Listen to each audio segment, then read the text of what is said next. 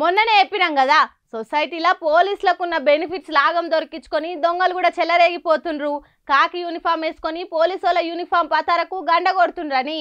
మన కాన్నే కాదు బీహార్లో అయితే ఒకడు ఏకంగా ఐపీఎస్ ఆఫీసర్ అని ఎట్లా బూడి కొట్టించిండో చూడురి. వీని ధైర్యాన్ని దయ్యాలెత్తుకపోను చూస్తే మీసం కట్టు కూడా సరిగ్గా రాలేదు గాని ఈ పోలీస్ బట్టలు వేసుకొని నేను ఐపీఎస్ ఆఫీసర్ అయినా అని మందిని బొర్లిచ్చుడే కాదు బెదిరించుకొని సమోసాలు ఛాయలు కూడా ఫ్రీగా తాగుతున్నట పిల్లగాడు. వీని పేరు చూస్తే ఐపీఎస్ కాదు వాళ్ళ ఇంట్లో పనం లెక్క కూడా లేడు. వీనికి కూడా ఐపీఎస్ కొలువు ఇచ్చిందని కొందరికి అనుమానం వచ్చి పోలీసు వాళ్ళకి చెప్పిరట.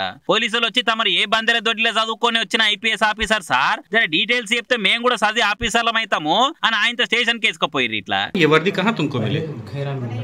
खैरा में मिली। क्या मामला, कौन दिया? मनोज सिंह नाम। क्या बोला?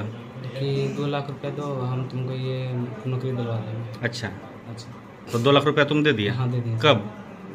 1 महीना हो गया, 4 तारीख को।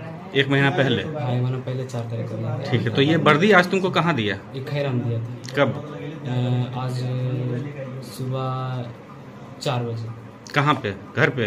नहीं, खैरा चौक है वहाँ सरकारी हॉस्पिटल, वहीं पर हम।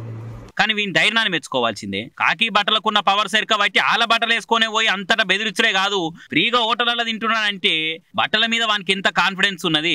అయితే సోషల్ మీడియాలో వీని వీడియో చూసి జస్ట్ బీహార్ థింగ్స్ పోర్ అని ఫేస్ కు వాని కాన్ఫిడెన్స్ కు అసలు సంబంధమే లేదని మస్తు కామెంటింగ్లు చేస్తున్నారు. తిరుమల లడ్డు తయారు చేసే నెయ్యిల్నే కల్తీ అయినప్పుడు కాకి బట్టల్లో కూడా గిసొంటి కల్తీలు ఉండడు కాయిటు కామనే అనుకుంటా ఇంకొందరు కామెంట్లు చేయబట్టి సోషల్ మీడియాలో.